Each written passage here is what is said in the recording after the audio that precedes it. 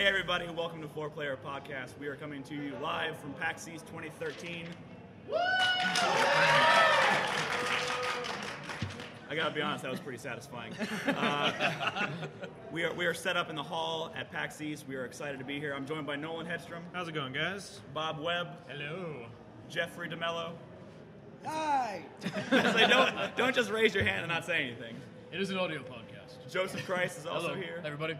And Chris Davis, of course, joining us on the end. Good evening. Okay. And don't forget, we are joined by 20 or 30 of our good community members. Everybody. Yes! This is pretty awesome. So this is our day 2 podcast. We're going to be talking about a shit ton of games, a lot of which are indie games. So Because it's about 70% indie. it seems to be Really about is. 70% indie here at PAX East. So I'm just going to go down the list here. We're going to start with Mercenary Kings. Who played that? I played Mercenary Kings. I played Mercenary You played Kings. Mercenary Kings. Everybody Did you get a but chance to me play played Mercenary Kings. I didn't I play. didn't play it. And Nolan didn't play Mercenary Kings. What the hell is Mercenary Kings? So imagine Metal Slug. You lost me. Really? You never played that? You I know what slashed Metal it. Slug is. Okay, you know what Okay, Metal Slug is. okay. Envision Metal Slug with deep RPG elements and 4-player cooperative multiplayer. And that's what it is. 4-player. Oh, yeah, Which, yeah, are you yes. implying we should play this? So it's the same guys who did, what was the Scott Pilgrim game. same guys who did the nice. Scott Pilgrim game. They left Ubisoft because they still wanted to make 2D. Because they made a good choice. I made a good choice. And they still want to make these games. And apparently he goes, and the option to make these types of games was no longer available at Ubisoft. Because I think Ubisoft probably wanted to tear the team up and put them on other things. They probably want to add some DRM and some stuff like that to some the game. downloadable content. Yeah. Online pass. Probably assign online. them to an Assassin's Creed title, maybe. Like, yes, Scott Pilgrim. No, they Black wanted Flag. to make Scott Pilgrim Black like Flag. yeah, exactly. Yeah. For the love of sweet Jesus, let's please not enter the Assassin's Creed conversation. I think we should again. because I think that Assassin's Creed 4 should really just be a pirate game without Assassin's Creed, right? Yeah! Yeah! Read the sign, Jeffrey. Okay, I'm spilling my water.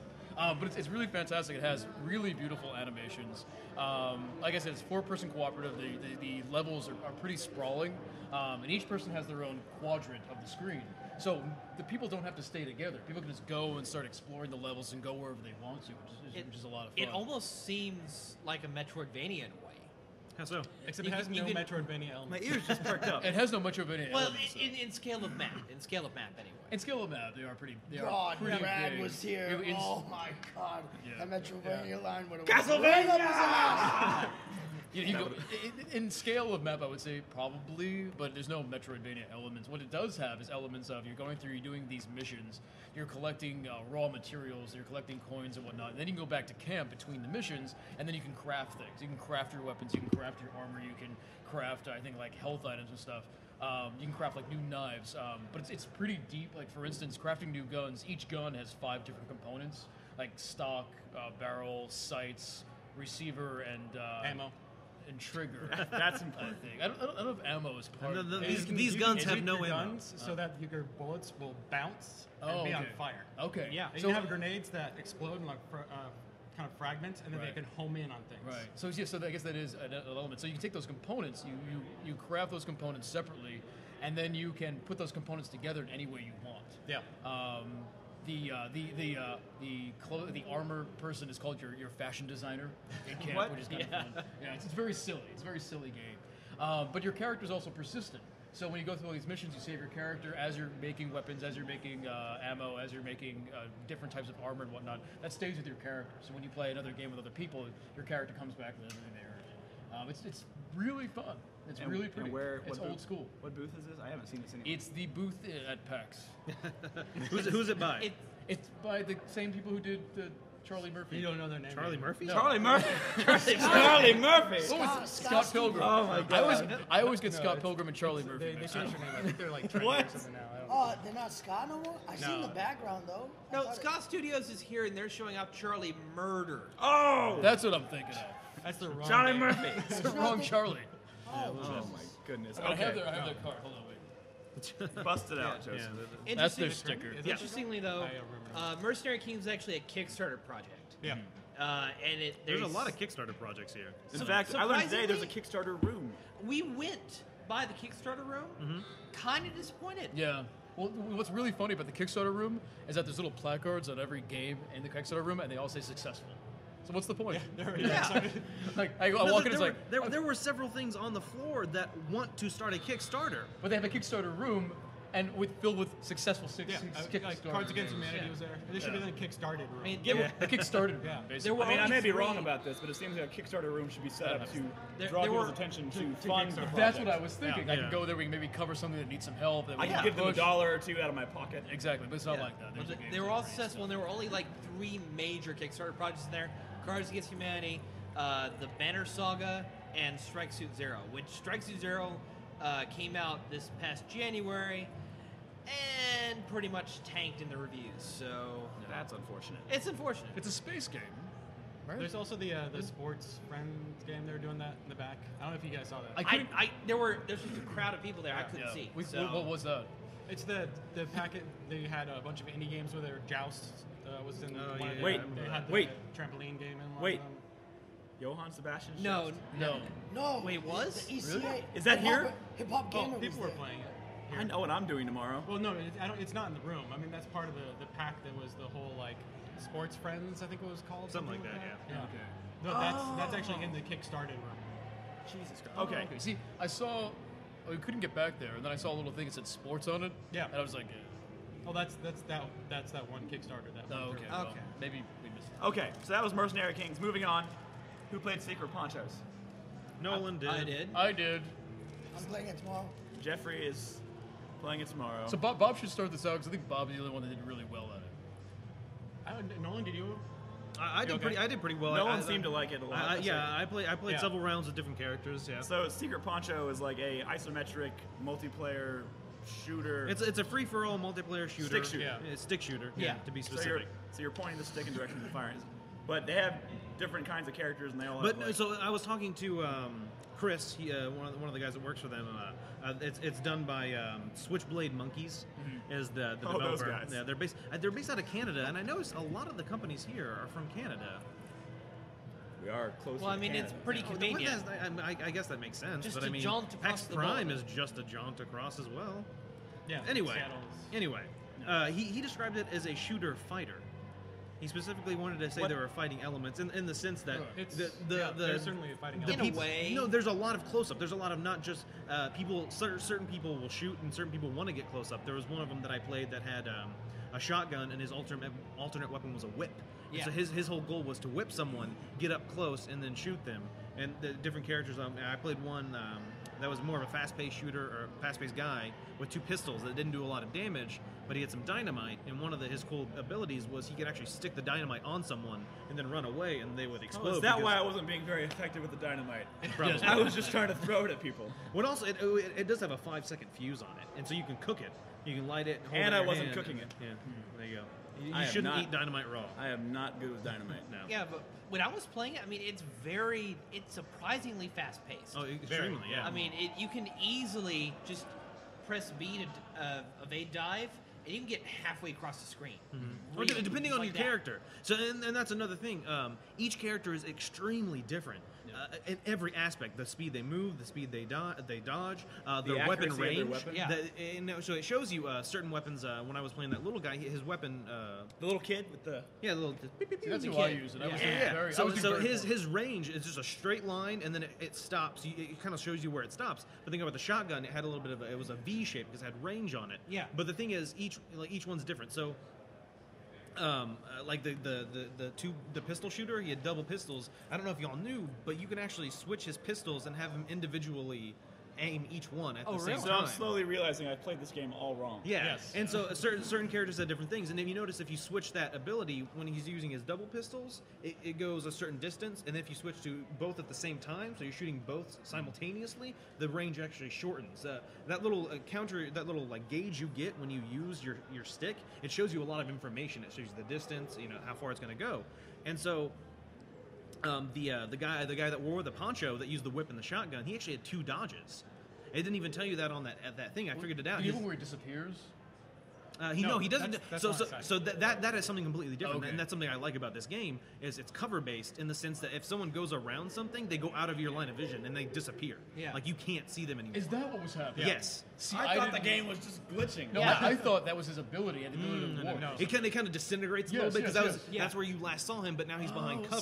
See, I think like you, I was kind of playing. And so that's what I thought this game was a hot mess. It turns out I was playing It is a hot mess. I was talking to Bob about this. The learning curve is about 90 degrees. It has If the you choose the steepest wrong learning character, curve. like the guy with the two guns, that's the hardest character to No, choose. he was extremely hard. I was seeing to play. people That's the get- first character I chose. I'm just making all kinds of I was seeing mistakes. people getting frustrated and just like putting the controller down and walking And away. I don't want to say that's a problem, but he was telling me this is literally the first time the game has been out of their house. They literally left Canada, came here, and showed people the game. No one had ever seen it before, and so and that's what I was telling him afterwards. He was like, "I would appreciate your feedback," and I was like, "Your game's hard," and that's not bad. I mean, I would like to take the time to get to know the game, play it more, and get used to each individual character, but it has an extremely steep learning Well, curve. and when people look at a sort of a top-down isometric, what is basically a twin-stick shooter, they expect to just run out and play like Smash TV.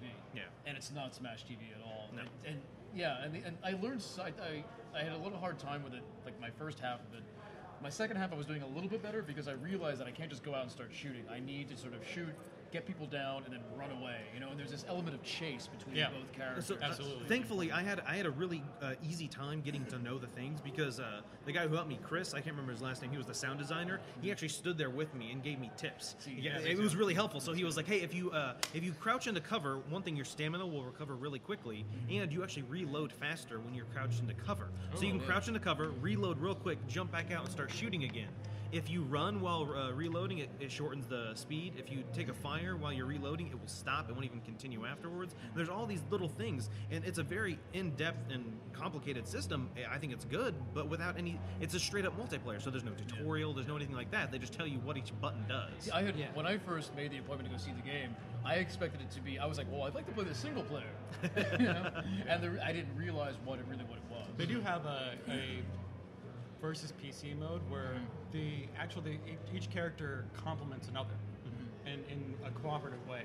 Like there's the deserter class, which is this big kind of looks like a Civil War type guy. He has a big musket and The Bayonetta. Yeah, the bayonet. Not Bayonetta. Yeah. Not Bayonetta. He's got a Bayonetta. Sci-fi theories just perked up. But So this game. It's one of the cheapest weapons because I would just go up to people, stab them with the bayonet. They would be stuck on the end of the bayonet, and I would fire my gun at them. Did They'd people fall start down. glitching when they got stuck on the bayonet? Like every time I got, because it happened several I think times. it might be like if you got stabbed by it. I was just kept stabbing people. I kept They like fall down, they get back up, glitching stab out, them again. freaking out. That had to be. This guy also has a med kit as alternate, so he can heal himself up, but it's got a radius on it. So if you're cooperative, it's going to heal everybody else in their radius. As well as if you're the killer guy with a whip, you can hold enemy of units while your friends shoot at them. Yeah, so there's a huge element to co-op, and I was asking him, so it's 4v4 co-op, and he's like, it's whatever you want it to be. It's 4v4, it's 3v5, it's 1v7. There's 2v2. Yeah, you can There's literally freedom do there. you can do anything you want. And the reason he was saying that is because he likened it to Soul Calibur, that he thinks, and the way they try to design it is every character, the better you are at that character should be able to beat any character. Some of them will have kind of the ability to one-up a different one, one's faster or whatever. But they wanted it, he said, to be skill-based, so that no matter if you are the best, you could beat anybody with like I said, 1v7 and you could win.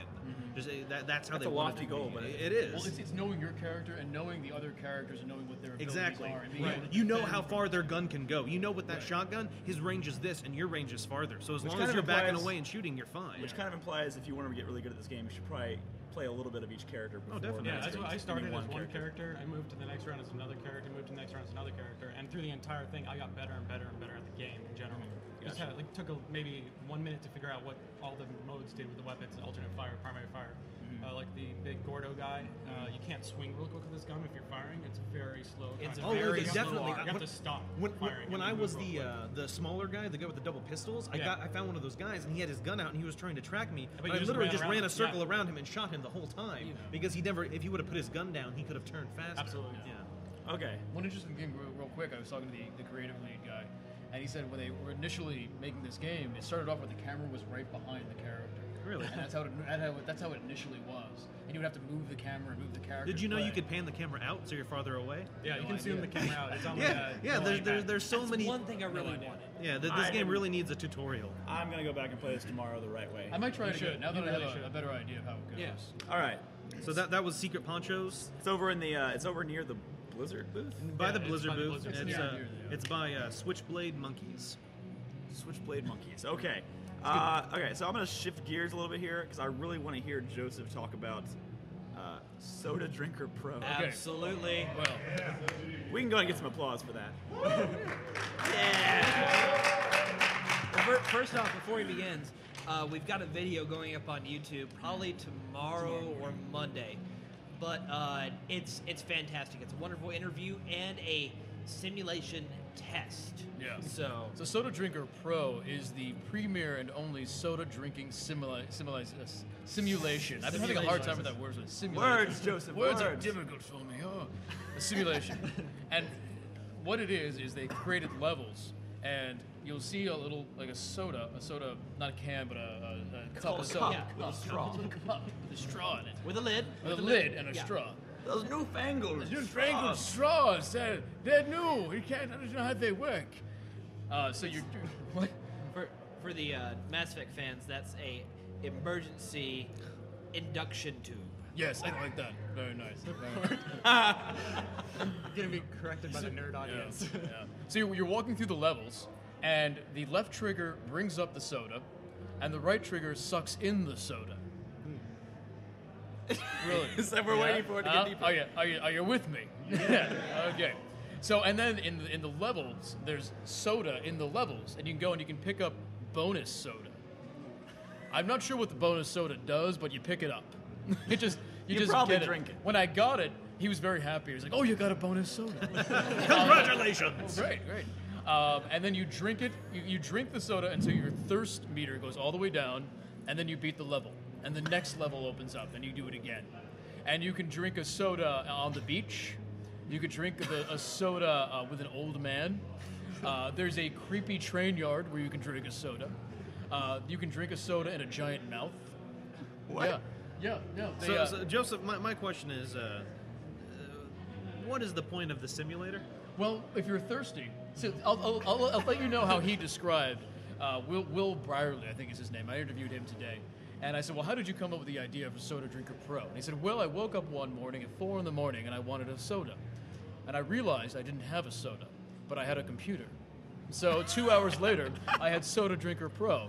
Wait, how many hours later? 2 hours later, 2 hours. I had Soda Drinker Pro, and I wasn't thirsty anymore. And he said, well, and he made it 6 years ago, but apparently humanity was not yet ready for Soda Drinker Pro. And I said, well, what was it? Were we too backwards then? We've evolved now. We have marriage equality and a black president. He's like, yeah, pretty much. Maybe we've evolved to the point where now humanity is ready for the premier soda simulator. There are about 6 levels, but there'll be 6 more, and the final version will have 100 levels. And if you go to their website, you can request places you want to drink soda, and they will make the level for you.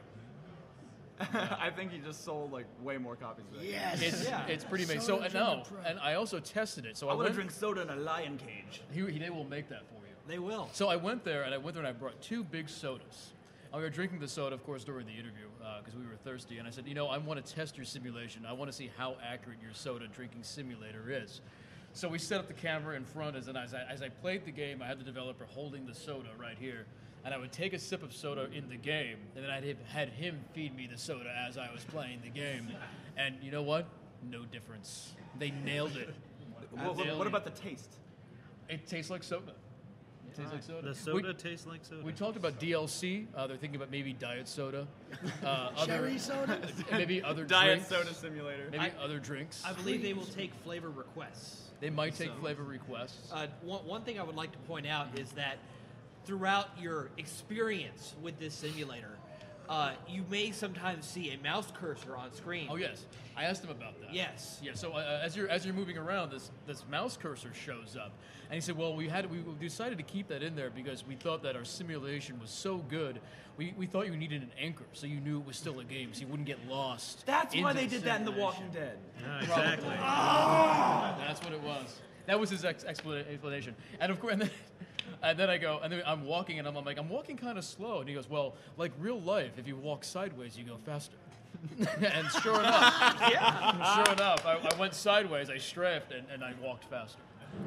So, Nice. This is amazing. I personally think it's the best game at PAX. 10 out of 10. Game of I mean, show. Game of all years. 100%. So I guess look for that on YouTube later. I haven't even And seen it yet. tomorrow, go down and drink some sodas. Simulate it. So if you're thirsty, And you know try what? it. You know what's great about Soda Drinker Pro? You get the feeling of drinking soda. No calories. No calories. Keeps you svelte. I dare anyone Slim here Slim. to see the difference. Tell him 4-player podcast sent you. Yeah, tell them 4-player podcast sent you. All right. That's Soda Drinker. Oh, you need to put a dive kick on there. as well. Dive kick. Yes, Dive kick. Oh, no. Go ahead. We'll talk about dive kick later. Dive kick. Sorry, I'm being very, not very frugal with my use of the applaud sign. That's all right. Dive we'll get it kick. down. I have made a note of dive kick. Who played it? Just me and Joseph? I played it. Yeah. Who dived and who kicked? I wish I had played it against you. We should maybe tomorrow. We should do. Yes, we should. Let's all dive. swarm the dive kick kick. booth Yeah. tomorrow and have a tournament. So It's, that'll be difficult because it's getting popular. Yeah, it really The crowd is. around dive kick Really? is getting bigger and bigger. All right, so Friday. It's because of that beautiful controller. I Yes. seen it Friday. Should we and, just? We're talking about it, so we might yeah. as well just do it. Yeah. So it's a fighting game where you can jump and you can kick There's 2 moves: jumping and kicking. and you No, can it's combine diving. them. Oh, wait. Well, yes. No, Okay. it's Okay. Which diving makes is for jumping. a dive kick. Do you know what a dive kick is? Yes. What is it? It's a kick where you dive. You don't know what a dive kick is. I have no idea what a dive kick is. It's basically the first move. Way to everyone- call me out in front of all these people. The dive kick is the first move everyone ever makes in every Mortal Kombat match ever. Oh, It that is. one. Where you It jump is and the you s- kick angle. It is a angles down. staple for every single beat 'em up you've ever played. Yeah. All 2 of them. All 2 of All them. two of them. Nick's played 2. Nick's played too. I don't know how many I played. Let's move on. Let's talk about dive kick. Don't talk about Dive how I kick. haven't played enough brawlers. So I played against somebody, and the interesting part is there's only two. There's really only one thing you can do besides the combination of the both. You either jump or you're gonna dive kick. When you dive kick at someone, if they jump, you're gonna probably get hit. Match over. It's one hit, one kill. So There's no toggle or analog stick or anything for movement. It's just no, those 2 no, buttons. it's just 2 buttons. Their controller has 2 giant buttons on them. It's One so- for jumping and one for kicking. And so I step up Can you to the please use stage, the proper terminology? It says dive and it Oh, says dive, kick kick. on the controller. But yeah, and so I No, found it's you myself, jump and then you kick, which does a dive kick. right. But actually, the one button controller does says say dive. and it says Oh, it says dive? Yes, it says dive and kick. because dive kick. It's an important distinction to Dive make. I'm kick. sorry. I think that's true.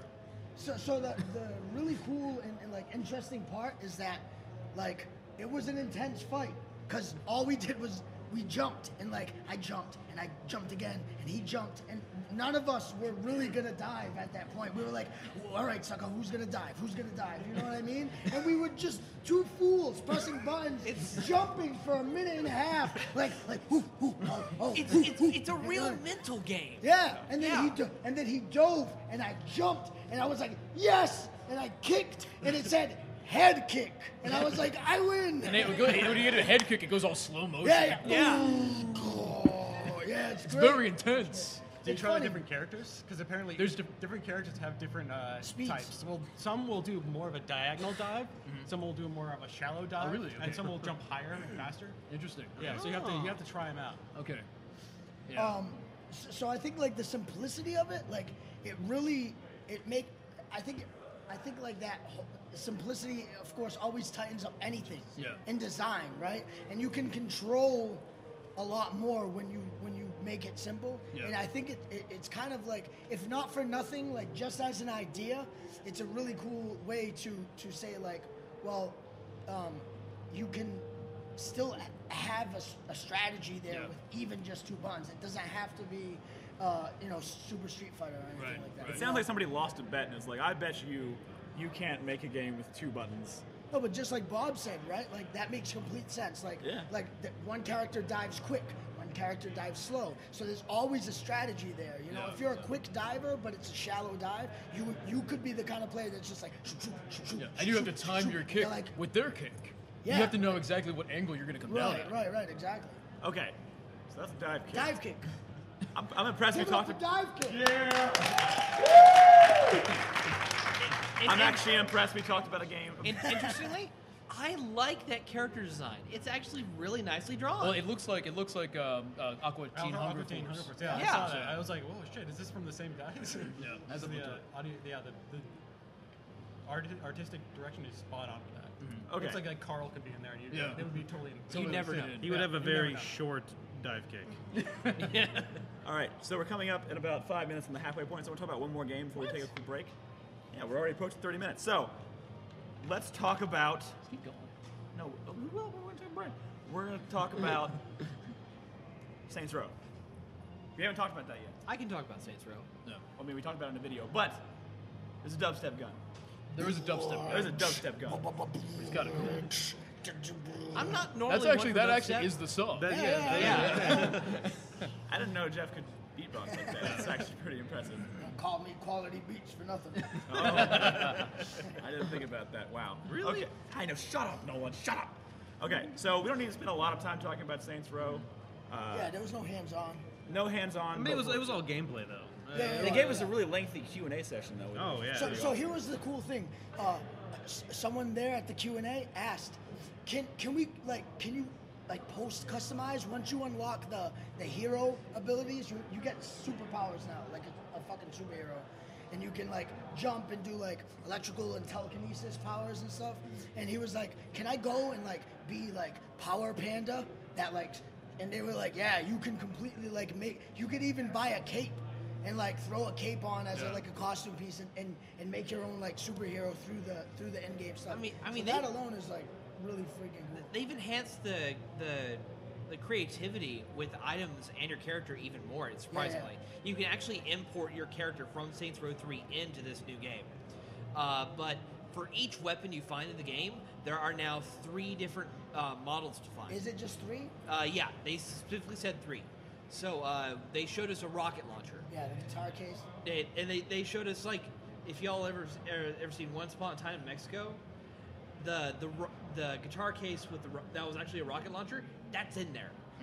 Okay. You could also make it the Super Scope gun. Yes. Super Nintendo. Yeah. Yeah. It looks, Oh, yeah, I forgot about that. It's Super accurate. scope, yeah. That's pretty cool. I mean, those are just aesthetically pleasing Yeah. things, and it's nice. But I mean, it has even more character.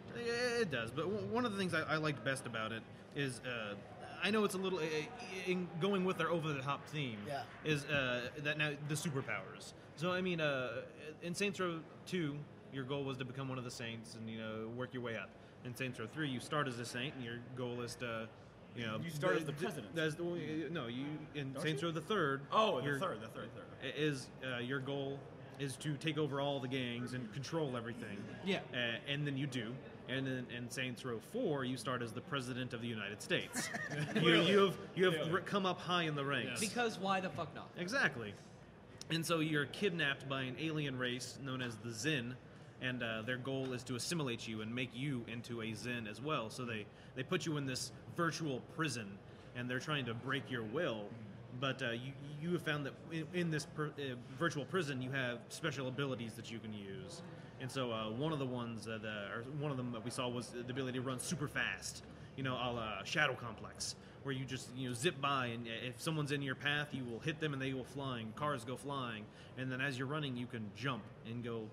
He bounds. literally said you can leap. You can leap tall buildings, and we're like, oh, that's funny. And then he jumps and he clears a freaking skyscraper. Yeah, it was pretty ridiculous. It was like Crackdown on crack. It really is so much like Crackdown with powers. Well, it is similar because he was saying, Saints Row the Third had collectibles, so does Saints Row 4, and you can use those collectibles as the power-ups. That's how you gain currency and There XP better and not be experience. fucking agility orbs. I Fuck don't that think shit. they're agility Wait, orbs. What?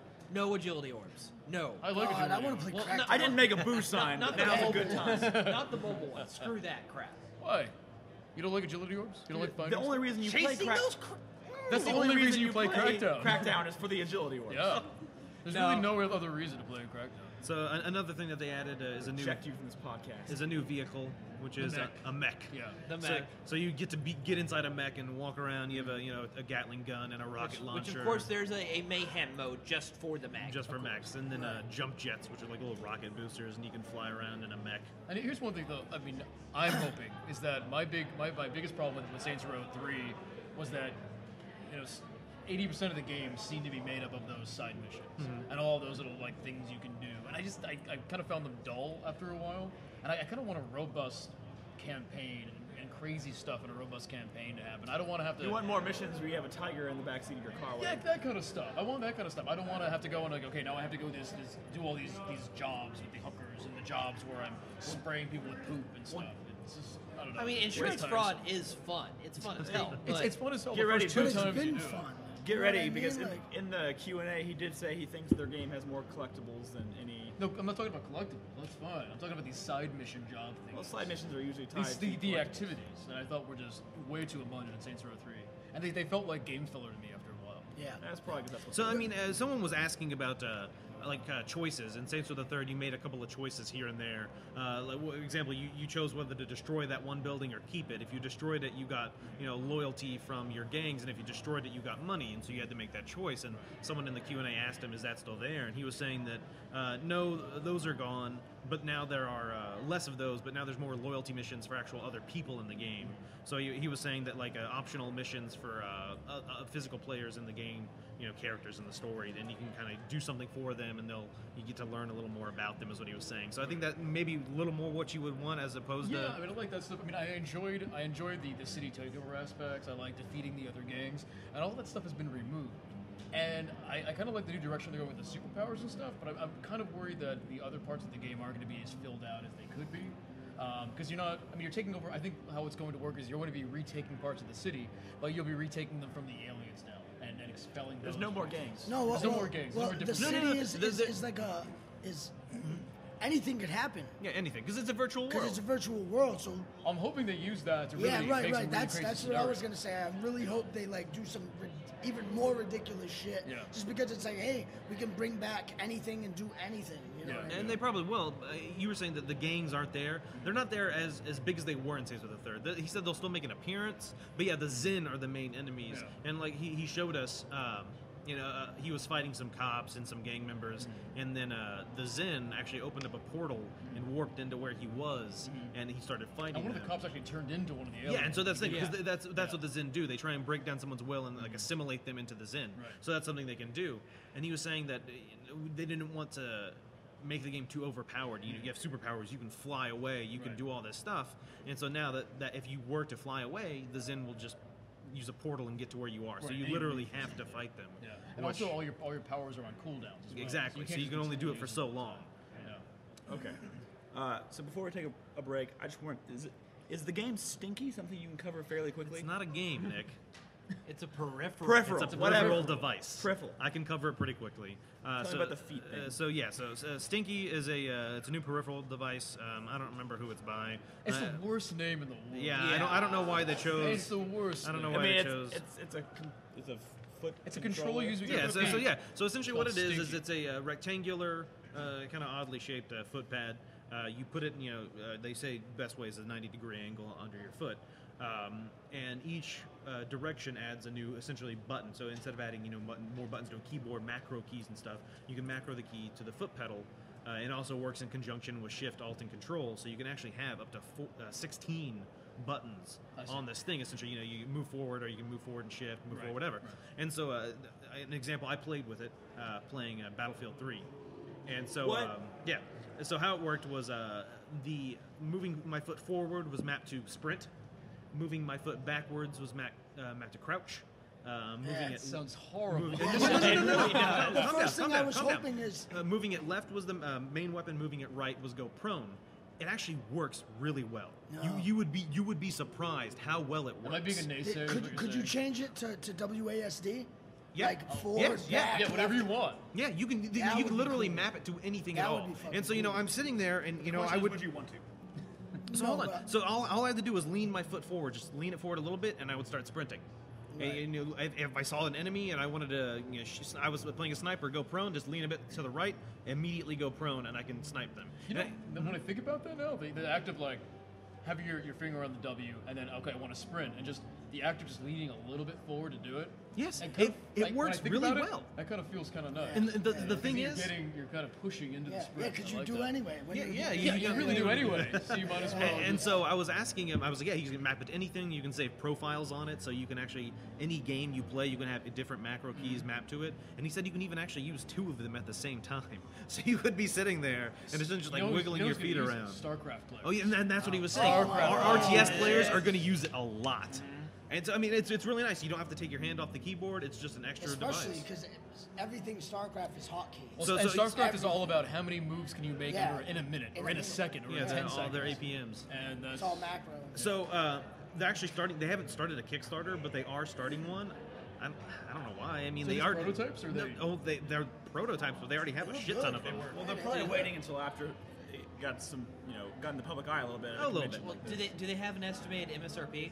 Yes. So, well, first of all, they're actually pretty sturdy devices. I got to hold one, and there's a plate on top that's made of steel, and they have a video of them running a car over it, and they have that one here, and it still works. I mean, they're very sturdy devices. So, the Kickstarter, they're looking for $75,000. It starts next week. It's going to MSRP for $120. That's not too bad. That's less not than a a- Wii U controller. And then that is true. Now, I've so seen people pay more for less. if you're an early adopter, That's what I paid for Skyrim. if you're an early Carlos adopter, paid Carlos paid $150 for Aliens Colonial Marines. So, Sorry, Carlos. If you're Poor an, man. put all really. things into perspective. Sorry, bro. if you're an early adopter, you can get it for $90, but that's only the first 400 Kickstart backers. Honestly, I'm probably not going to end up getting it. I don't think it's would have worth to the be- money I would have to be- for me at least. I mean, yeah, maybe if I played StarCraft and I want to up my APM, I might look into it. I am but- still a little more on its functionality though. No. I would definitely say go and check it out tomorrow and see if you like it, because I mean it is something. Where is it? Yeah. It's in the back left, almost the very far back left of the hall. Can I play with my shoes on? 'Cause I don't Yes, take my you don't shoes have to take your shoes off. Okay. And like I said, it's made of steel, and they ran a car over I'm it. kinda skeevy. Oh, you can stand on it. They can You handle your feet, You could Joseph. jump on it. No, it's other people's feet. Oh. Yeah. Man, what it's making me wonder, why haven't we seen the Kinect camera, have the front, back, left, right on your lean? What? The Kinect? It does.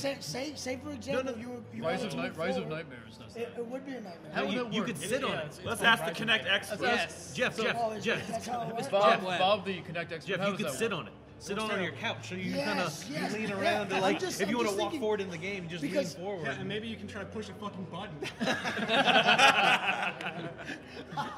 God, Bob is very cynical when it comes to this stuff. I don't blame you. You've played a lot of terrible games. All right, so we're going to take a quick break. We're going to cut the recording and then come back in a second. We'll talk about, we haven't talked about Remember Me yet. We have 2 horror games that we want to talk about because they're pretty freaking awesome, and you'll probably be seeing them a lot on the feed in the coming months. And I don't know. Quadrilateral Cowboy, Jeff, you want to talk about that? Yeah, for sure. It's a- All right, so stick with us, guys. We'll be back in just a second.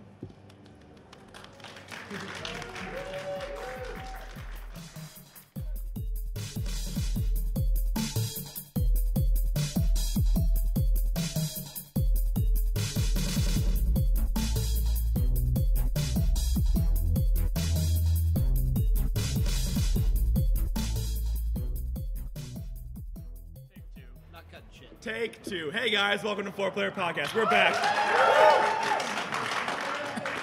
And I hit record this time. Thank That's you, good. Jesus. Okay, so moving right on down the list, we have Jeff and I played Quadrilateral Cowboy today. Yeah. Bob had played it at Yeah, it was at PAX Prime. Prime. Yeah, It's been at plenty of conventions. Brad's talked about it a few times in the show. It's I don't even know how to explain what it is. I mean, they give you objectives and you basically interact with things in the environment using It's like a hacking infiltration game. hacking infiltration game. Yeah, with a time limit. And initially when it came up, the screen was make $450, get this case or hack this case. And then it was 45 minutes. And at first I looked at it, I was like, I'm gonna blow this thing away. 45 minutes? That's fucking ridiculous.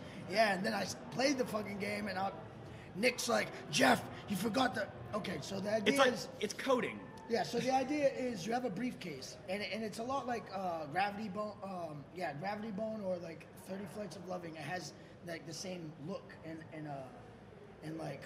fundamentals. So to interact with certain objects in the game world, you have to hack them, which consists of like pulling out a freaking computer console and literally typing in fucking code, like open door 3 to do things in the world to get stuff to open, and like It's actually door3.open parentheses number of minutes stick you it want up to. your rat. Nick What are you was- doing? Semicolon second command. Nick, Semicolon Nick, third it command. was awesome. Are you doing real coding? This is real Yeah, life, real coding.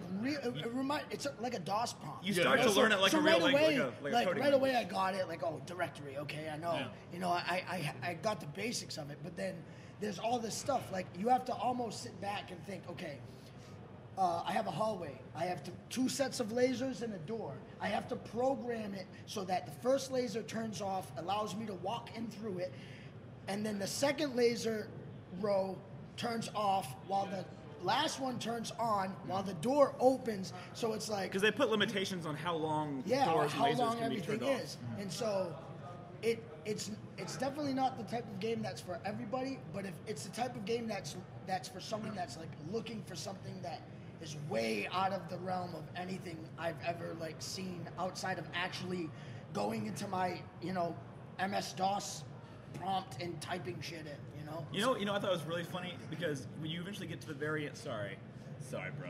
You get It's to all the- right, Brett. Don't worry. You get to the very end and you have to take a photo of this like contract, right? It's just a piece of paper sitting on a desk. Yeah. And I think you had already left to go to No, Outlast. I had see. That's why I let you continue because I had watched the other guy finish his, and I saw what he did, and I was like, He damn puts it. you put the command in to take a photo of it, and he didn't just pull a camera and take a picture. He puts this like device on the table, and it like unfolds, and a camera comes out and like turns over and like takes a picture, like without even touching it. It's this like elaborate animation. It's so off the wall weird. Really? So I remember y'all talking about that at PAX Prime, and I sounded really interested in it. And I actually saw it on the floor, but I didn't realize that's what it was. Why is it called Quadrilateral Cowboy? No fucking idea. Like I saw it on the floor, and I was like, Quadrilateral, what? Nah, I'll pass. And so because I remember you talking about it, I remember being excited about that because I program and like, oh, I'd be good at this game. Like, oh yes, let me play it. So you said it's like coding. Is it similar to any language, or is it their own? Bob would know. Bob would probably know better which language it's closest It's to. closer to like a shell language. Just any like kind of a shell little script? shell Yeah, okay. There's Can some- you play it if you don't know coding language? Yeah, I mean, no, Look it up. it teaches you the basics It as teaches you're you. going. And the one thing I pointed out to Nick, and the thing that those dudes do a lot, like Blendo, is they never stick any prompt in your face. Like a hatch fell, right? Exactly where in real life, like if we pull down an emergency hatch, where the caution sticker would be in a hatch, it's like wear a hard hat and all that shit. The instructions on how to jump were on there. So at first I was like, well, the hatch opened, but how do I climb up? How do I jump? And then I saw the label, and I zoomed in on it and like stepped up, and I was like, oh shit! Like it tells me how to fucking climb right on the label. it's blended in the yeah, environment. it Yeah, never very cool. breaks breaks the boundaries. I had a of the question game. for Bob. Can you like create a fork bomb in this game? I think there's some checking, so you can't fork bomb. Ah, you can't damn. infinite loop it. Because I was gonna You're say trying to if run you it could, I infinitely. was gonna go down to the show floor and see if I could do it. Yeah. Is that a nerd joke? Yes. This is a nerd Yeah. joke. Yeah. So all our nerd listeners would get it. Let's divide by 0. Okay. Yeah. Good. All right. Okay. I don't know. I thought it was freaking awesome. What I love about it is when you pull out the computer, you start typing. Like as you're typing in code, it's giving the feedback. Like the audio feedback is like the sound of like an old keyboard. Like when you type, it's really satisfying. And and awesome. everything's like in real time. So when you pull the computer out, your mouse still controls your head. So you can be like, which automatically makes me assume that at some point you're gonna have to type something real fucking fast is- and look down the hallway and be like, oh shit, he's coming. You know what I mean? Like Is it we gonna be didn't like see typing any of the that. dead? Typing of the there dead. might be elements of that. Almost, but it seems like the type of thing where like because he did say there were gonna be enemies and like moving. And they also took out all of the any punishment for like fucking up out of the demo. So like we tripped an alarm, but we could still go through the door. Yeah. But in the actual game, it would stop you at that point, or you would fail. Or enemies would show up like Or Bioshock. yeah, There was no or it enemies had in that- this demo, obviously, because it's definitely the type of game where like it's gonna take a while for you to really get comfortable. But I will say, like in 15 minutes, like I was picking up on stuff.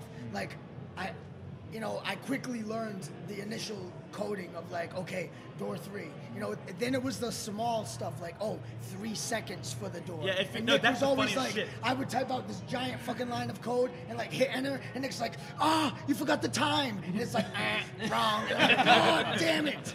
You know what I mean? Can you not run Yeah, the previous press command? up, but I didn't know, so I was like, and the guy was like, you're not a coder, are you? Press up. I'm like, oh, cool. The best moment was like he typed in this like elaborate line of code, and he like the developer was like, all right, now there you put a digit there to signify how many seconds the door will open, and he was like, okay, 2.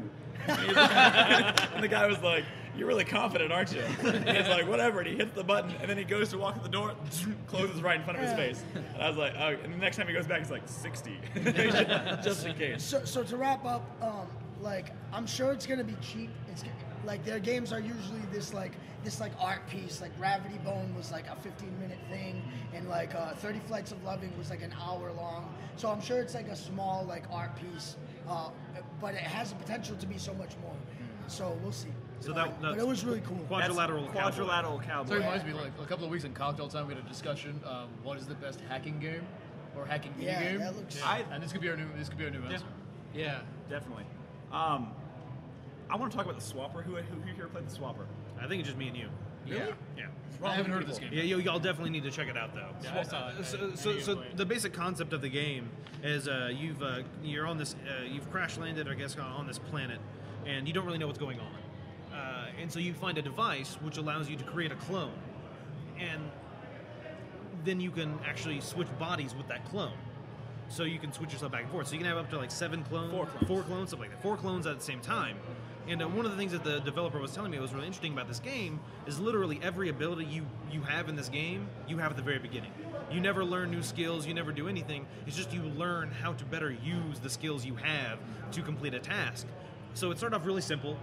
You need to go through a door, and the switch was on a ledge above you, so you use your device to position the clone up there, you create him, he falls on the switch, and you can exit.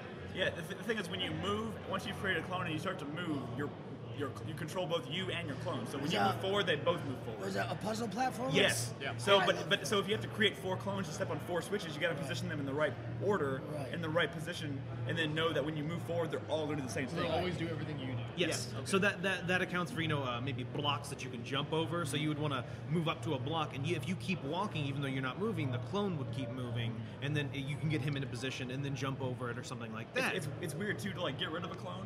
You can like walk into him and you like meld into one person. And that's how, Is that how you take him so when you back fuck into up, you? you're like walk off the ledge and then walk right into him and you like boom, become one. I guess I never ran into that, but that's cool. That's how you do it. So one of the things I found was interesting was I needed to get to this ledge below me, and I jumped and I died, and so you restart the area, and then I was like, well, let me use my clone, and so I jump, and as I'm falling, I create a clone on the ground, and then I switch bodies with him. So then now I'm in his body, and then my previous body dies, but I'm okay. And I was like, oh, that's really cool. Like, how can I? And so when you go to create a clone, time slows down a little bit, so you have a little more time to do whatever you want. And then I was like, well, now we need to go back up there. And I'm like, oh, so I just create a clone above me and then warp into its body, and then create a clone above that and warp into its body, and I can literally just kind of ladder myself up. Kind of makes me think of the possession mechanic in Dishonored. Yeah, similar. Yeah, you can just jump bodies. And so the thing is, they make it a little difficult though, because then light takes an effect. So red and blue lights. They have red and blue lights, and that will affect your machine. You can't create a clone in blue light. You just can't create one there. So you have to create it maybe above the blue light and let it drop or whatever. And then you can't warp to a clone when the clone's in a red light. And there's actually purple light as well, and you can't do anything when you're in purple light. So that adds all this stuff to the puzzles in the It's a game. It's a little bit like Braid 2, and they give you the room with the puzzle in it, and you see what you need to do, and you know the tools you have. But then you think about it for a second, and you're like, how the fuck am I gonna do this? How much is it like that other clone game? Was it Edward Gorey Pancake Chef? No, I don't know that one. it almost sounds like You're thinking of PB Winterbottom. sci-fi. Oh, PB Winterbottom. Yeah. What the fuck did you just say? Edward Gorey Pancake Chef. What fucking game is that? That's the best I don't know. game That ever. sounds like it could be entertaining. Pancake Chef. Edward Gorey Pancake Chef. We have just pitched an indie game idea right there. So one thing, God damn it. side note, I thought it was pretty cool. Like the visual style of the game, all of the textures and the things you interact with in the game are all actual things they went out in the environment, took pictures of, and created textures of. So like I realized at one point you're taking an elevator down, and then I realized the elevator you're standing in is like a soup can. No. The elevator, Not the elevator. the rocket you start out in is the a soup rocket, can. yeah, the rocket. So you're can have a soup tiny. can. So no. So listen. So I was talking to the guy. They actually don't have anybody who does art. No one. They And have two freelancers. So they literally had to go out and they just took pictures of everything they could find, and they found a way to use that to make something in the game. I see. So in this case, the spaceship you were in, they just took a picture of like a tin can, like a soup can, and they used that. And so then they I think that he said they layered them and to put them in the environment to make it look real. So there's one area that's like a jungle-like type area. They just took pictures of plants. I kind of like that. Though. It has this that like aesthetic. it has this like claymation type feel to it almost, Okay. where it's all like it looks real, but at the same time it looks animated. It's weird. But Where was this? this is over. It's in the Indie Mega Booth. It's near Outlast. It's right there. It's called Swapper. Swapper. I'm gonna check this out. The Swapper. The Swapper. the Swapper. Yeah, it's really cool. Let's talk about Remember Me. No one. Wait, no one. Are you not, Once again, me and Once you are the again, only ones that you play guys. this. Just run. Sorry, Keep we'll cover rolling. this really quickly. Keep rolling with it. Remember Me is. Which I game always, is that? I always do. Nick. Shut up. Third-person action platformer game from Capcom. It was that one with the. I don't remember it at all. Oh, that's funny. I hated it. Yeah, no one hated it. Garbage. It was garbage. I don't know. I wasn't so negative on it. It's weird to describe it. The weirdest thing about this game is they give you like it's basically create your own combat system essentially. Like you're creating your own combos, and then once you create a combo, it adds that to your move list. But in the demo, I think I'm going to describe it as a terrible demo. Yeah. So no, I'll agree with that. The one reason is this game has two unique abilities that I haven't really seen before, and that's the ability to create your own combos, and you can save them and you can use them later, or the ability to alter someone's memories. And neither of those are in the demo. No, well, the combo one is, but you can only create like 2 or 3 combos. I can only create one. Oh, one combo. Not very How do good. you create a combo? So you just do it. You mash literally buttons. press the buttons you want, and then you save that. But, and then map it to one button? I mean, to create a combo, don't you just hit the No, button? no, it just adds it to your move list, so you'll never forget it. So you're not really You can creating literally, a it's combo. literally like unlocking Creating a move combos. list. You You're know, creating it's, a move list. it's like there's It a becomes Mortal Kombat. there's a list of moves, but you don't know what they are.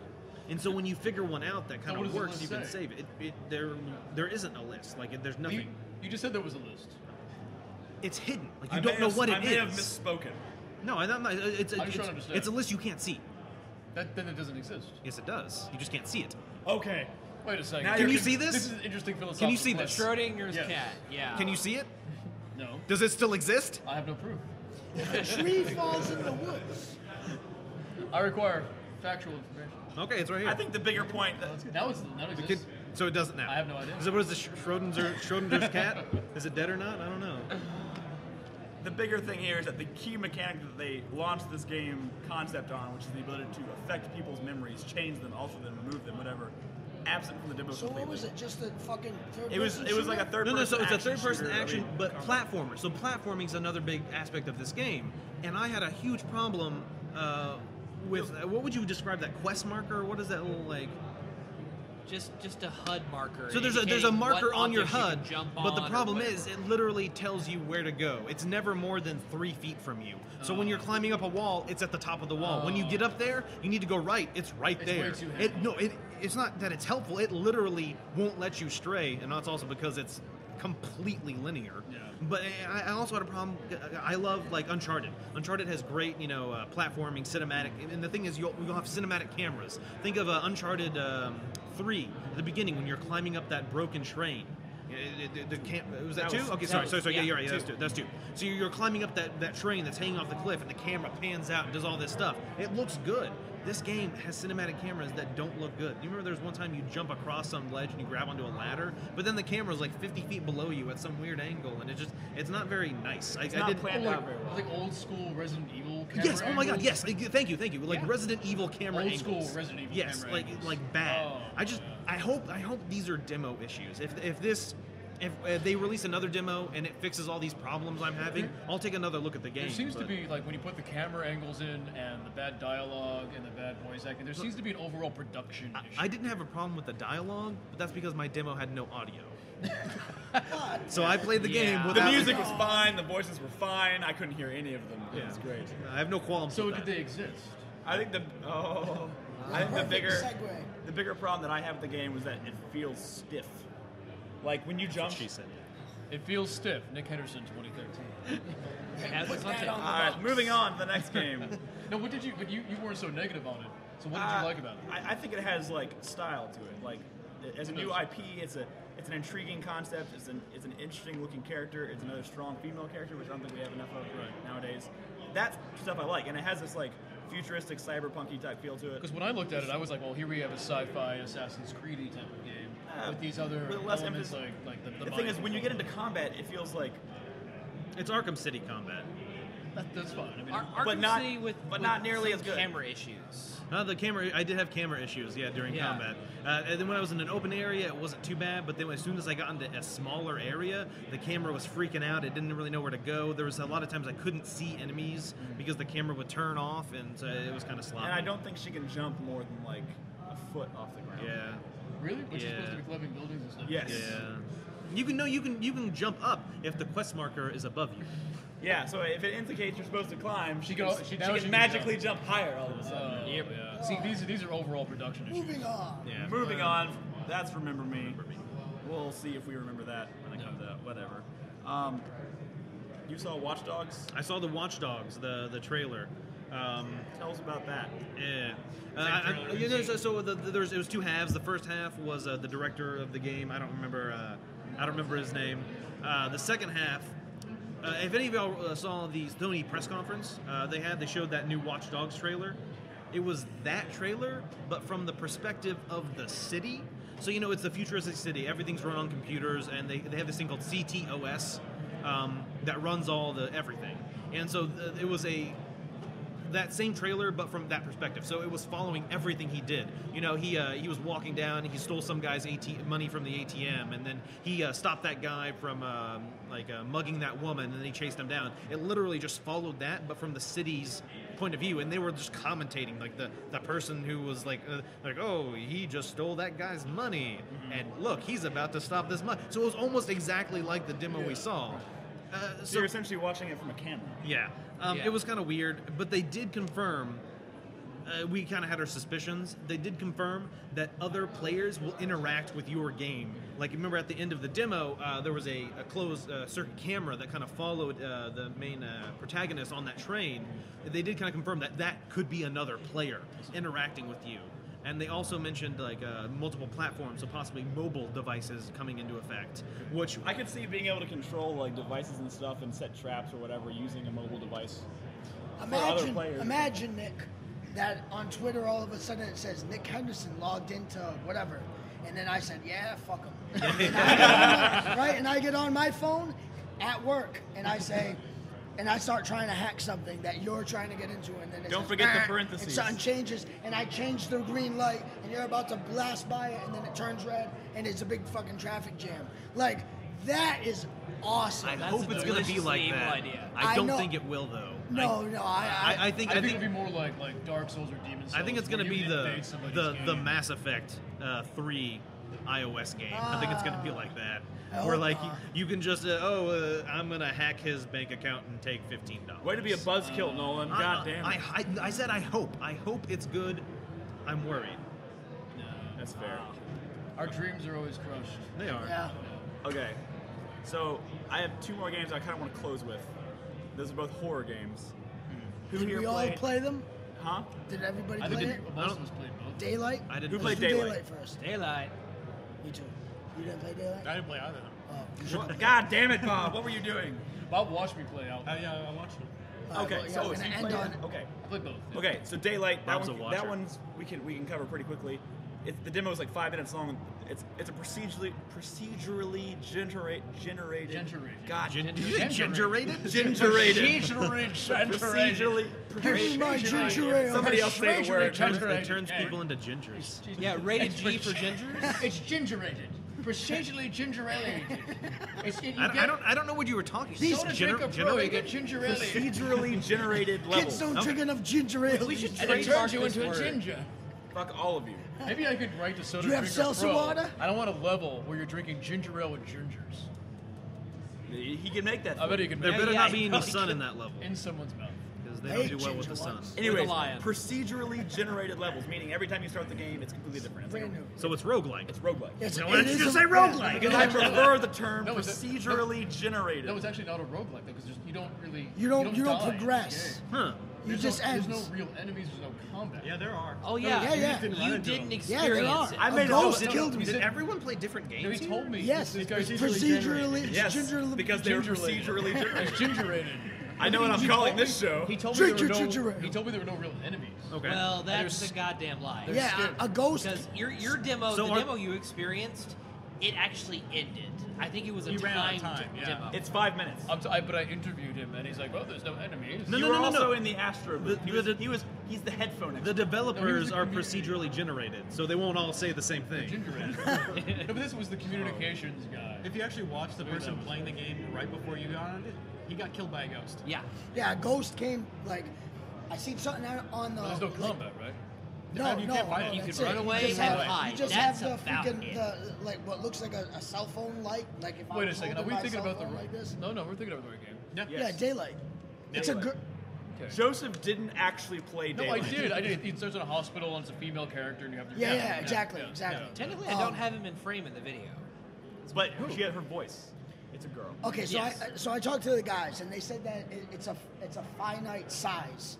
The map Right. is always one gigantic size. There might be 12 rooms this time. There might be 40 rooms next time. Right. Like, it's obviously gonna randomize So itself. Joseph just got an easy map, apparently. Man, I got my ass kicked. Like I I was did getting in around four, for a long 5 time. minutes. I was like, It was 4 minutes. I encountering was ghosts. dead. I found flares. I found vapor lights. I found a note. Yeah, I didn't find And nothing. you're supposed to. So let's explain a little bit. Uh, So- I still have no idea what's going on. So you're in this hospital, and the Okay. idea is like urban exploration gone wrong, like urban spelunking. You're going to this hospital, and there's this narrator, there's this story about what happened to this hospital, what went on there, and you're supposed to slowly piece together the story with the notes you find and the items you find, and that's kind of it. You know the problem I just realized with this game? If you start to think about it as you're walking through it, since it's all randomly generated, like the buildings you're walking through probably make zero sense as far as how to piece Yeah, together. for and sure. connect it. Yeah. For sure. That's part of There's the no creepiness. level design.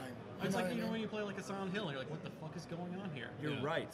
It's unsettling sometimes to see just like Yeah, you really walk weird- into I a even room, felt- and then there's a room off a room that's Yeah, empty. I'm fine with and that. I you're even like, felt at times like the world was changing because it's so dark, and I would Yeah. walk through a door and then I'd back out, and all of a sudden I'd be turned around, and I felt like the room that I was just in had changed. But I asked the guy, and he said it It doesn't. doesn't. No, but it it's- makes you feel like it is. Right. I mean, it's more of an adventure game than anything else. Yeah, I don't know. I mean, So, the doors. so amazingly, in a lit up freaking Astro booth, I jumped. I fucking had a great jump scare. Like, and that was the thing that like really. I had about like, 3 of those, so I know what Yeah, you're talking it about. was really cool. And like I said, I died quick. Like, I went slow through the first section because I'm expecting something to pop out right away, you know? And I find nothing. Like, I was all super excited. I came back to Nick's game session, and he had a glow stick. I was like, holy shit, you got a fucking glow stick? Where did you find the glow stick? There was nothing in mine. And like... He was going to a rave.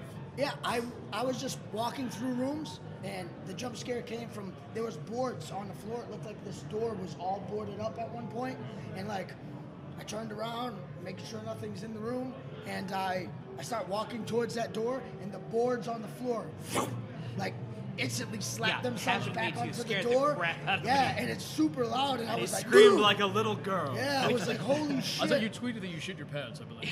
No, that was to Oh, the that's next that. game. Okay, we'll talk about So that. actually, Yeah. let's use that as a segue. And No, jump in. wait. Okay. We should. One I thing. don't want to blow this. You're I think this ruining game the is gonna be segue. great. Well then, hold on. Okay. One thing I Hold would the like shit. to Who's say. Hosting this shit. Not you. His pants, apparently. Yeah. One thing I would like to mention is that this game, thus far, has a great sound design. Oh yeah. Now, you couldn't actually control your headphones volume, and it was turned up really loud, at least for my experience.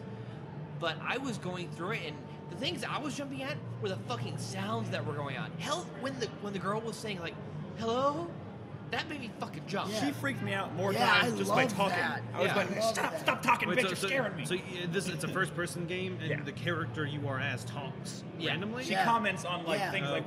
when you'd hear noise that happened in the atmosphere in the environment, she would comment on it, but she would like Yeah. she'd be like, ugh, and she'd Yeah, freak out, it's and she'd be really- like, oh my it's- god, I just heard something. Yeah, And It would freak When- you when- out because when- you feel like you're there with her. Yeah, when the boards on the floor slap back on the door, she like, and she was like, So that's interesting. I've never played a and horror then she game. started breathing heavy, and I started like matching her breathing. I was like, and they became one. yeah, it's They really became cool. It's one. really So cool. I've never played a horror game where the character in the game like reacts in that way, or at least a first-person Yeah. game where they react in that way. That's interesting. And so here's the thing. When I talked to the guy, that I asked him like, you know, how difficult is it going to be for you to always piece the story together because it's randomly generated? Ain't I going to find, like, you know, won't I stumble upon the story in different, all in different levels? Like, you know what I mean? Like sometimes I collect page 6, next time I collect page 5, but apparently it's not like that. Like every time you stumble onto something, it ends up being the next progressing page. So the Yeah. longer you survive in this place, the you know, the more it's essentially it's like a roguelike trying to get to the end of all collecting all the pages. Slender Man style, I Yeah, guess. yeah. Like Yeah. taking that influence. But yeah, you could totally die. Because at one the reason I died is I saw something like wave, like heat, you know what I mean? Which I thought it was heat, and towards the door, and it was like a cage door, you know, and I walked up to it, and then like these. Well, it was rain weird because I glowing- was watching and you're staring at the door and it looked like there was a ghost like Yeah. behind the little window in the door, like Yeah. like waving like back and forth. Right. We were just like, what the fuck is Yeah, that? and then it. And then it just came Yeah. at him, and then his demo Yeah. ended. So that was pretty Nice. cool. Yeah. See, I didn't know these aspects. I guess I was mistaken. See, this is what happens when you talk to communications people and not the actual Yeah. developers. Anywho, so But- now but- I'll try and. May I mention one more thing, please? I'd like guess. to mention that interesting that it's a procedurally generated game, but it's also an Unreal Engine 4 game, one of the first ones coming out. Oh, I didn't know that. That Yeah, was it running is. on Unreal Yeah. Engine 4. That was on That was Unreal UE4. Okay. That being said, this game is, and it's got to be pre-alpha because at least in Joseph's Yeah, presentation, it didn't look very good. the It said alpha on. yeah, they said alpha, but I mean, he would drop objects and they would just float in midair and they wouldn't do anything. And then he actually found some flares later on, and he ignited it and he dropped it on the ground, and shadows were just fucking jumping everywhere. Everywhere. It was nuts. So, Terrifying. this game. These does shadows good are work, but frightening me. It's looking good. Yeah. Just- It needs time. It's the type of thing where like, wouldn't it be so awesome that hey, I want to play a scary game, and tomorrow when I put in daylight, it's gonna be fucking different than it was the day before, Exactly. and I don't know what's gonna happen or what to expect. It's you know? perfect for the feed. It is totally perfect. Yeah. Do you know what's really perfect for the feed? What? Outlast. Okay. Come on, Nick. Moving on. Okay, so I kind of wanted to. Yeah. Yeah. There we go. I love that. I love that. My apologies for hijacking it twice. Okay, so I kind of wanted to finish with Outlast because I think of all the games that I've played at PAX so far, that one probably left the biggest impression on me. Fist bump In your pants? in my pants.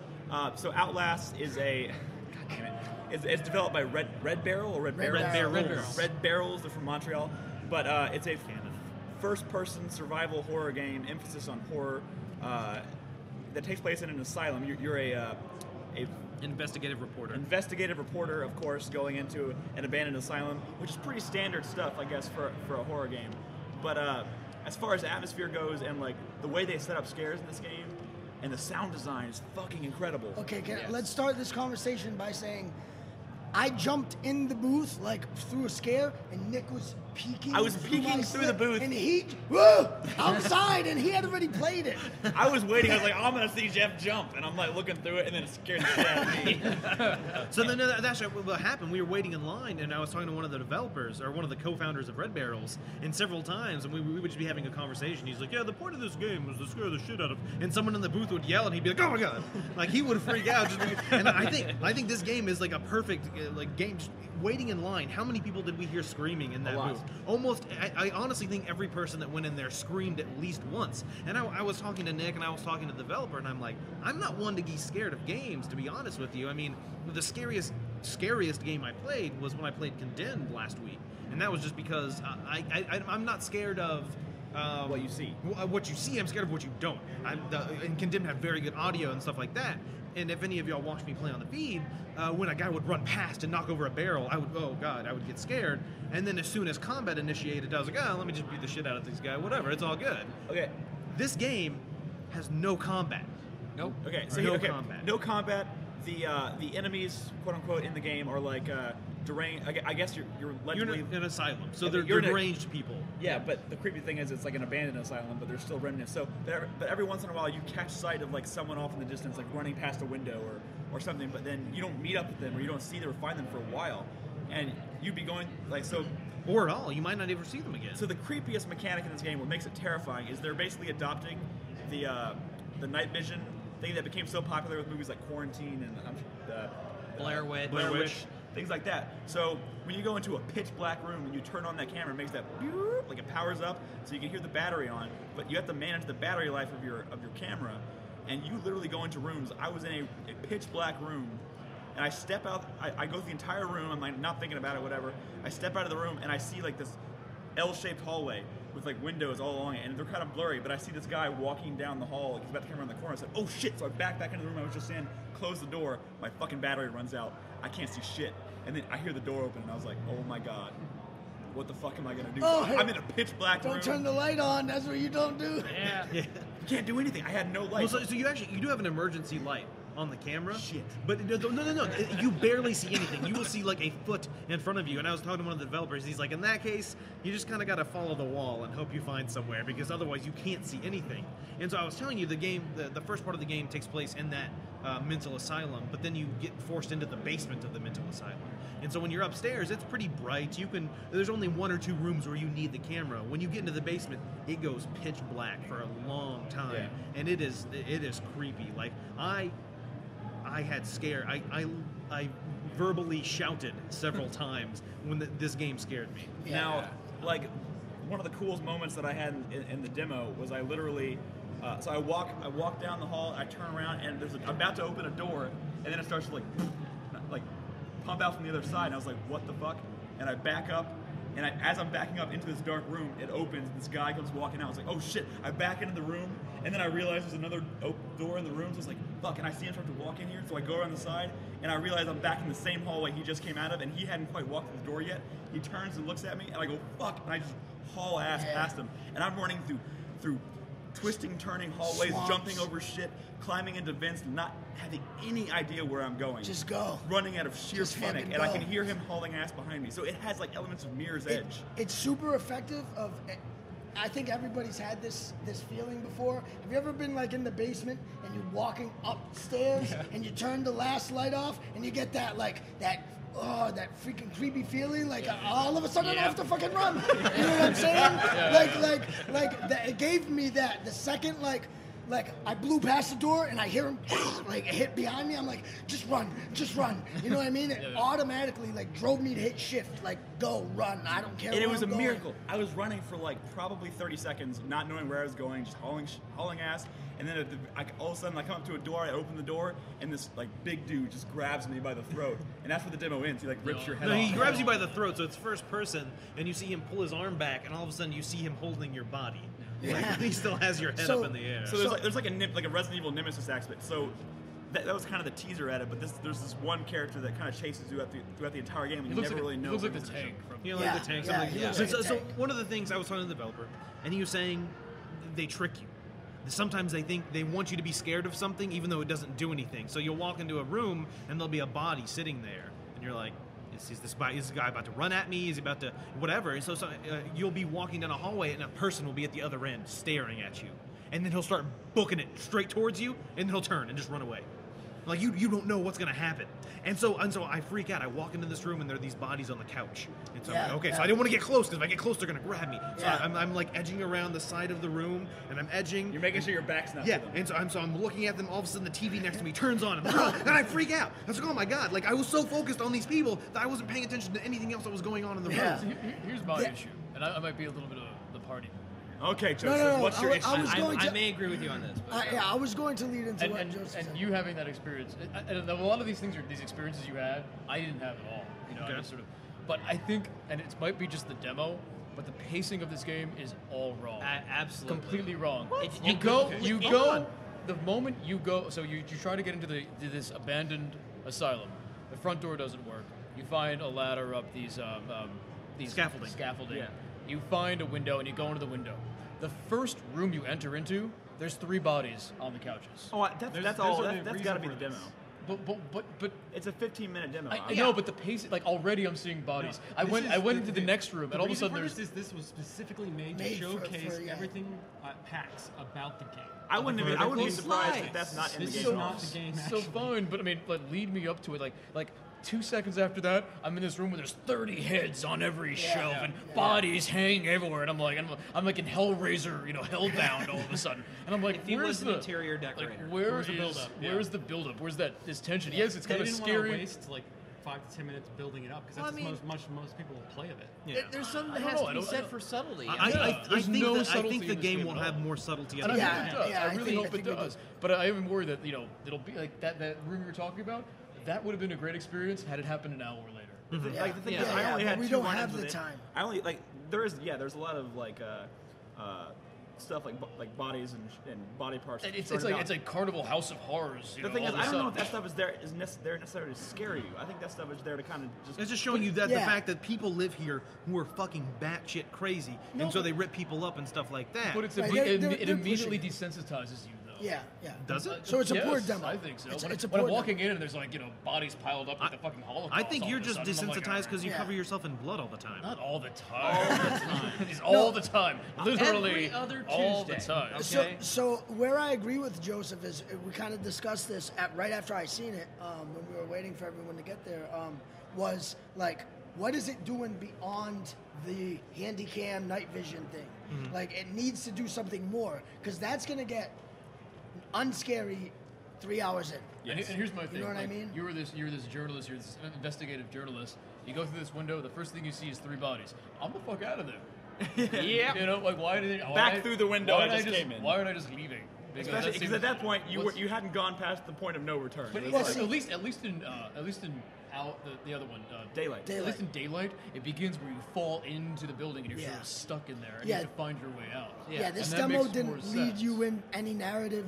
Really, it didn't tell you anything. When I talk to the developer, I do think there will be more than just that. Yeah, I do I too. mean, he told me about things. Sometimes you'll encounter enemies that have weapons, and I don't know if you can get weapons. I mean, he says you can. I think he told me more than he should have, to be honest. Yeah. But he was saying at one point you encounter like a courtyard that's actually quite open, and he likened it to Slender, where you have to he said you have to collect some stuff. But the problem is that and the environment would be disorienting and things like that. So. yeah, and so he was telling me that there's an array of enemies. There's several enemies you will encounter that all do different things. There's not just If you can't fight anybody, why would enemies need weapons? No, the promotional video they show you before you go into the demo. Did you watch that?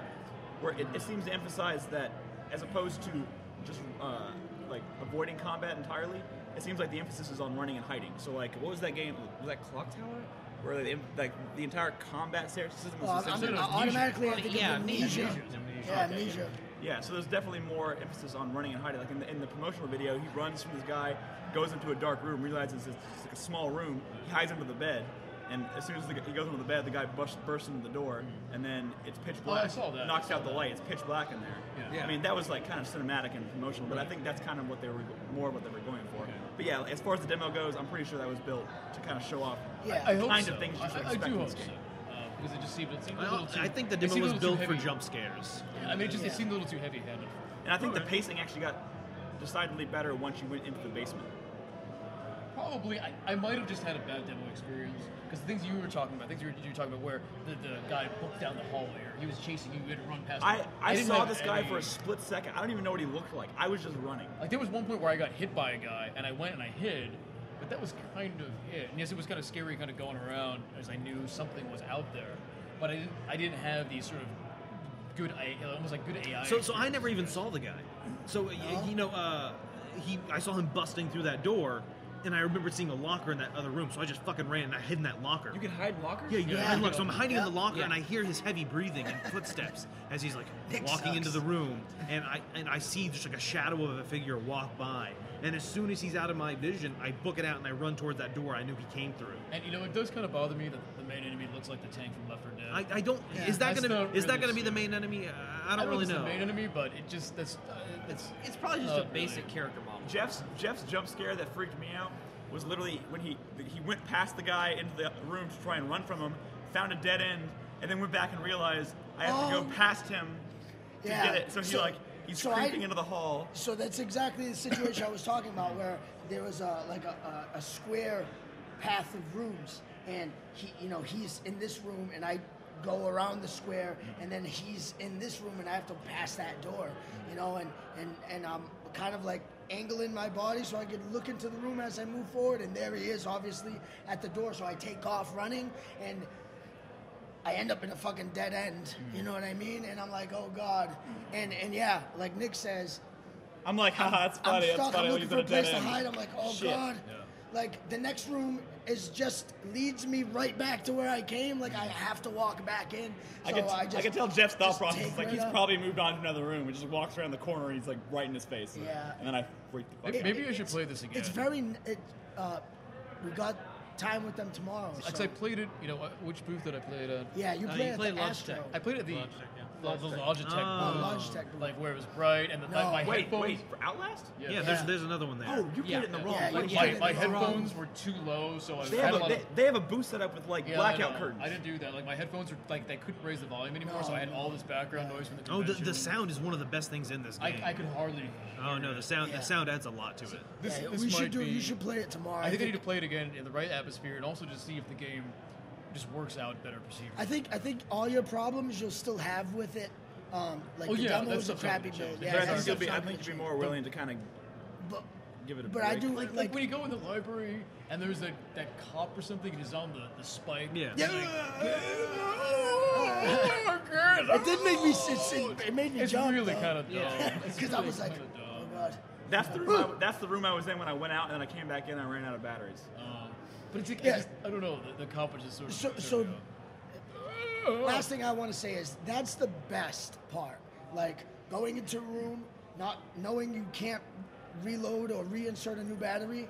The battery goes out, and you know there's something in that room. Yes. You know, or like I had a situation where I went into a room and I had two doorways with light in them, so that kind of lit up a little bit of the room, and I didn't want to kill no more battery, so I turned it off, and the guy walks in, closes this door, walks to the other door, closes it, and now I don't know if he walked out or if he's still in the damn room with me, right? So, and I have battery, but I'm terrified to turn the fucking light on. I'm like, man, if I turn this light on and he's right in my face, That's I'm how gonna it goes. jump right out of this fucking booth. So they'll see you with the light. Because I mean, it doesn't seem like. Is it a light? And or no, is it? it's an infrared. It's Yeah, an infrared it's- camera. Which means, infrared. which means you wouldn't make any. No. It's fine. You can turn on light. Right, right. But the thing is it's that thing where I was afraid that It's like the now Paris he's Hilton. searching the dark, and you're gonna bump into each other. That's a little You big. know? It's just being afraid of what you don't know to the point where you don't even want to know. Yeah, Like, you just- don't wanna I see would- it. No, I don't want to know. So praise on all that stuff on you. So Yeah. I don't know. I and that just was hope Outlast. Yeah, Outlast, go play that again. I'm gonna go. I'm In the gonna right go booth. to the booth. tomorrow I got an appointment with them, I'll so get you a can little take shower curtain thing. And Maybe I should actually play it. Probably. Yeah. Bob should play it, and I think we might try and set up an interview with him tomorrow as it. well. Yeah, we should definitely do something. Honestly, I think it's the coolest thing I've seen so far. yeah. So okay, so we're gonna go ahead and Actually, let's see. We want to take like a couple of questions from the audience. Yes. Maybe they Viewer have- questions. Do you have any viewer questions from anybody out there? viewer question. Possibly. You put me on the spot, Joseph. I did. You're putting put them them on the See spot. what I did? Yeah, Mika. Okay.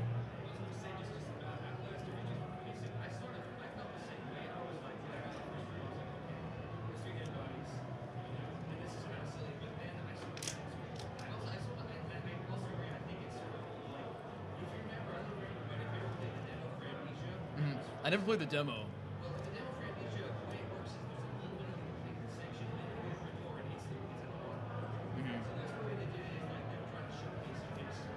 Yeah. I also think it had a lot to do with. Yeah. Yeah. And I think they did that also in the demo to set it up so it's not going to be about like dead bodies always jumping up at you. They're trying to They don't jump. they're trying to set it up so that they're telling you we're going to get you when you least expect it, because that scare had nothing to do with the bodies in the room. The horror movie called The Bodies Don't Jump. Yes. Terrible. No one would see that. Any other questions or comments? I think, hold on, real quick, if we're going to be... No, shut the fuck up. If they're going to be talking, there's going to be dead air. Because I can edit that out. you're just going to just take it out and we're going to answer the question that Yeah. they don't even know what the question is? Yeah, We're you going to can- answer a question that doesn't exist? Just repeat the question. You can edit Or that they can just out, walk up here and but talk into I the mic. can't. Just have them Well, walk. they- If well, you, they come you up come and up come here to and the talk mic. into the mic if you want to ask a question. Yeah, that's fine. Sorry, Mika. Sorry, Mika. Your comment was good, though. Okay, my question is, since I know Nick already said that the game that made the biggest impact on him was Daylight, correct? Outlast. Or Outlast. Yeah. Okay. What were each of your favorite games or the games that made the biggest impact on you? Good question. Yeah, good question.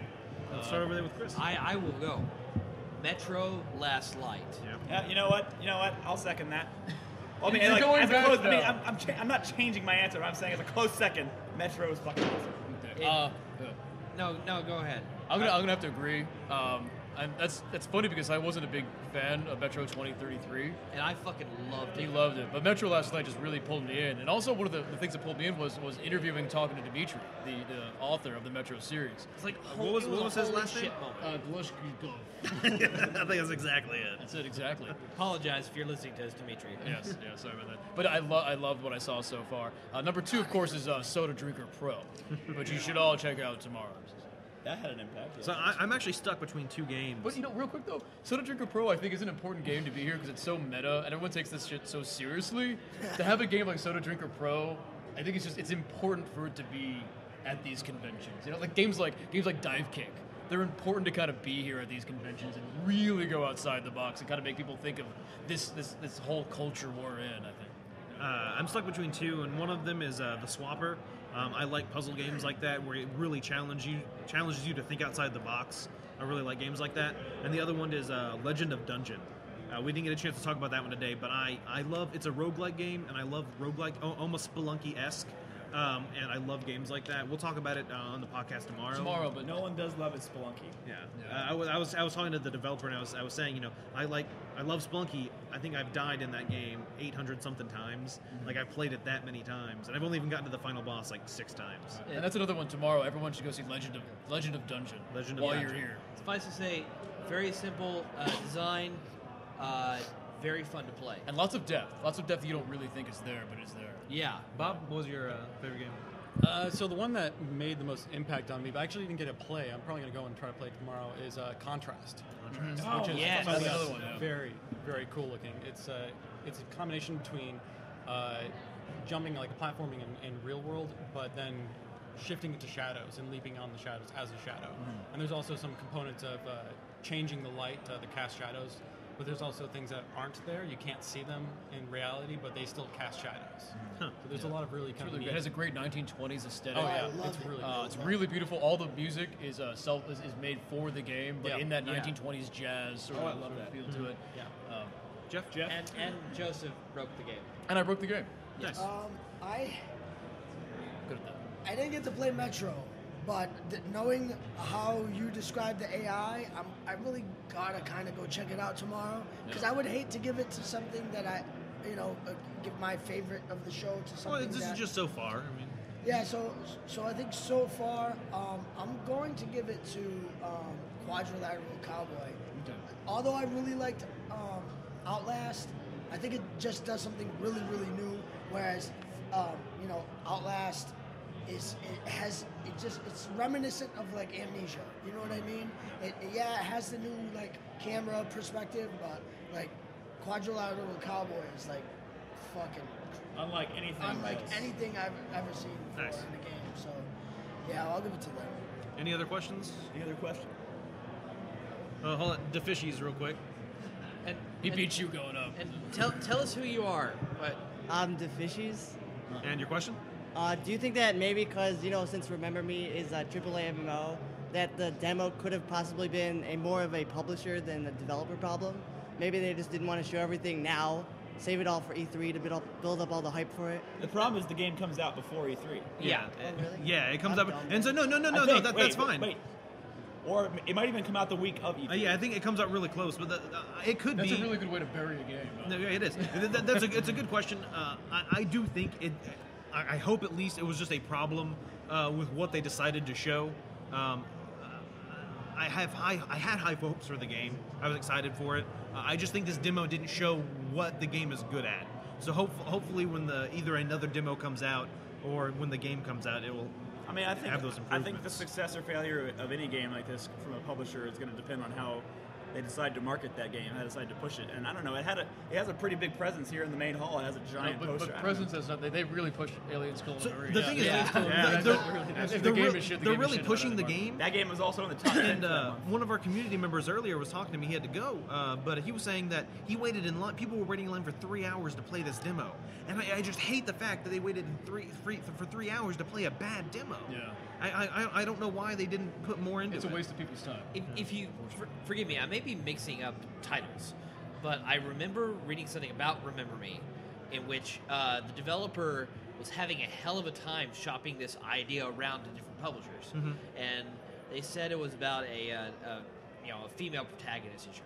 It seems to me that it may also be a mechanics issue as well. Just the developers there, they couldn't quite bring it together even for the publishers to show. I mean, and that Capcom was maybe their last. Well, considering bastion the of fact hope. that the main mechanic of the game isn't present in the demo, it certainly seems like that. yeah. I mean, Metal Gear Rising, as good as it became when Platinum Games got it, Allegedly. we know you have issues with that game. We know. We have. Fuck this game. I wish I had that quote on my phone. I could just play. I'm glad you know. I'm glad you know. But I mean, that game was almost had the same thing where it just wasn't going to come together until Platinum got it. Kojima Production just couldn't make the slashing work and the cutting mechanic work in their sort of in what they want to try to do. Yeah. And that was a dead project until Platinum decided, hey, they met with Kojima and picked it up. Metal Gear Rising at one point was completely canceled. It was never. Well, we've talked about Metal Gear Rising. I know. Yeah, all right. I agree with you though. All right, any more questions? Sick Brendan. Oh, excellent. Oh, Excellent. Fantastic. I answer questions before they get asked. that's Anybody a else? smart he. Anybody How else? good we are. Anybody? I think purple is the answer. Who are you, sir? My name's Ramo Po, but you call me Ramo Ramperu, of course. Just best and worst cosplay you saw at the convention. Best and worst cosplay. Best and worst Care. cosplay. Sci-Fi is looking right at me. Sci-Fi had a fantastic Bayonetta costume. It was a I will really say good that. band. I'm gonna. That's all. Round of applause for our very own Sci-Fi. I actually, when I guess somebody sent the picture out, Emily did, of some community members giving the finger to the camera, and they sent it to us. And I was like, who'd they get that random Bayonetta to give the finger at the camera? And I didn't realize it was Sci-Fi in the picture until someone had pointed out to me. That's pretty. Like, Well, shit, you're right. I was out in the lobby a while ago trying to scout out an area for this podcast, and I ran into someone dressed up as one of the grunt enemies from Borderlands. What are they called? Just like the crazy ones that run around. The psychos. Yeah, the psychos. It was fucking fantastic. Yeah. I actually saw a midget psycho. Yeah. Oh god, He's a real dwarf. They like to be I've seen called him dwarf. too. I apologize. Yeah. It's a little Best person. in That's what they are. A little person. person. A little person A little psycho. psychotic Yeah. person. A psychotic Here's- little person. Here's the thing, like, worst cosplay, like, I don't even like to give that out because them people like came here and Yeah, fucking took the time to get dressed. Everyone's tried. I agree and with they that. try, Yeah. and it might not be as good as some, but it's better than what I would have came in here with. No, you no, know no. what I I mean? agree. It's I don't want to call it worst. Yeah. I mean, maybe inaccurate. I mean, Bob and I saw a Sephiroth Ares combo.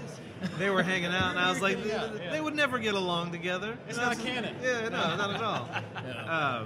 Sitting there drinking a beer. Plus, Sephiroth's sword was perfectly straight. When we all know it does have a slight curve. It does have a slight curve to the I don't right, know if why, you know but- what I mean. The Masamune, Um, by the way. Seen shots Masamune. Yeah.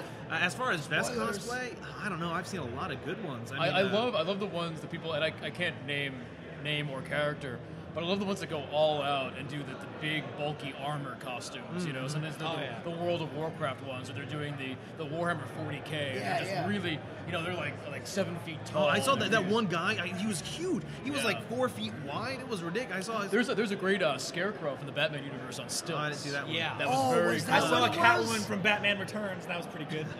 I guess one of the I like groups that get together and do cosplay as like a group. I saw like a Wreck-It Ralph like team. They're like a big guy and they had like a Fix-It Felix and all that from the movie. I like groups of people that all get together and they make some group cosplay. I really like those. I like the Assassin's Creed 3 multiplayer girls. You see that? They were all. It was good. I know you like the boobies. Okay. All right, I like the movies. God damn. Anything else? Anybody else? Any other questions, comments?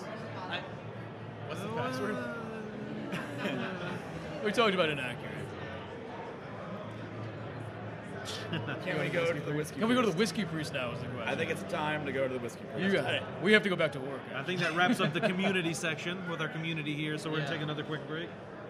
Yes. So I just want to say thank you to everybody who took the time. Applause hung for out you with guys us. for coming out Round for of us. applause. Thank you very much. Pretty awesome. Really appreciate it. Thank you for the pizza. Really. And staying here late to watch this podcast. Yeah. By the way, after a long day. All right. So thanks for listening, everybody. I guess that wraps up day 2 of PAX. We'll be back tomorrow for day 3 podcast. And 4playernetwork.com is the website. Yep. Check it out. Have a good evening. Thanks, everybody.